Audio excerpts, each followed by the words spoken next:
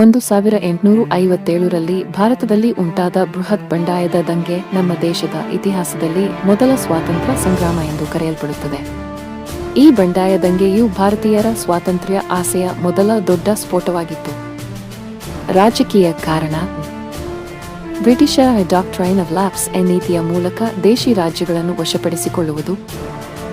ಭಾರತೀಯ ರಾಜರು, ಸಾಮಂತರು ಮತ್ತು ಜನರಲ್ಲಿ ಅಸಮಾಧಾನ. 2. ಆರ್ಥಿಕ ಕಾರಣ: ಕೃಷಿಕರ ಮೇಲೆ ಹೆಚ್ಚು ತೆರಿಗೆ. ಕೈಗಾರಿಕೆ ಮತ್ತು ವ್ಯಾಪಾರದಲ್ಲಿ ಬ್ರಿಟಿಷರ ಏಕಪಕ್ಷೀಯ ನೀತಿಗಳು. ಸಾಮಾಜಿಕ ಮತ್ತು ಧಾರ್ಮಿಕ ಕಾರಣ: ಭಾರತೀಯ ಸಂಪ್ರದಾಯ ಧರ್ಮಗಳಿಗೆ ಧಕ್ಕೆಯುಂಟು ಮಾಡುವ ಕಾನೂನುಗಳು. ಕ್ರೈಸ್ತ ಧರ್ಮಕ್ಕೆ ಬಲವಂತವಾಗಿ ಮತಾಂತರ ಮಾಡುವ ಭೀತಿ. ಸೈನಿಕ ಕಾರಣ: ಭಾರತೀಯ ಸಿಪಾಯಿಗಳಿಗೆ ಬ್ರಿಟಿಷರಿಗಿಂತ ಕಡಿಮೆ ವೇತನ.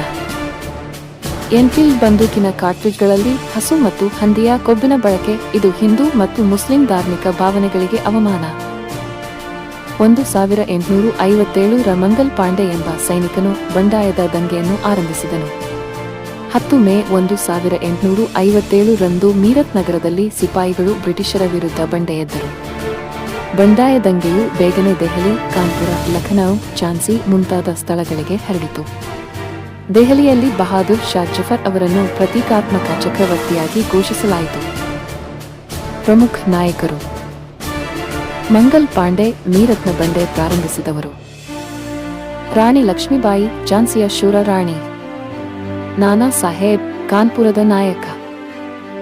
ಬೇಗಂ ಹಜರತ್ ಮಹಲ್ ಲಖನೌನ ನಾಯಕಿ. ಕುಮಾರ ಸಿಂಗ್ ಬಿಹಾರದ ಹೋರಾಟಗಾರ. ತಾಂತೆ ಟೋಪಿ ಹಲವಾರು ರಾಜಮನೆತನಗಳು, ಸಮಂತ ರಾಜರುಗಳು ದಂಗೆಯಲ್ಲಿ ಮುಂದಾಳತ್ವ ವಹಿಸಿಕೊಂಡು ಮುನ್ನಡೆಸಿದರು. ಕೊನೆಗೆ ಬ್ರಿಟಿಷರ ಶಸ್ತ್ರಶಕ್ತಿ, ಸಂಘಟನಾ ಸಾಮರ್ಥ್ಯ ಹಾಗೂ ದ್ರೋಹಗಳಿಂದ ವಿಫಲವಾಯಿತು. 1858ರಲ್ಲಿ ಬ್ರಿಟಿಷ್ ಈಸ್ಟ್ ಇಂಡಿಯಾ ಕಂಪನಿಯ ಆಳ್ವಿಕೆ ಕೊನೆಗೊಂಡು ಭಾರತ ನೇರವಾಗಿ ಬ್ರಿಟಿಷ್ ಕ್ರೌನ್ನ ಅಧೀನಕ್ಕೆ ಹೋದಿತು. ತೀವ್ರ ಸೋಲಾದರೂ ಇದು ಭಾರತದ ಸ್ವಾತಂತ್ರ್ಯ ಹೋರಾಟದ ಬುನಾದಿ ಹಾಕಿತು.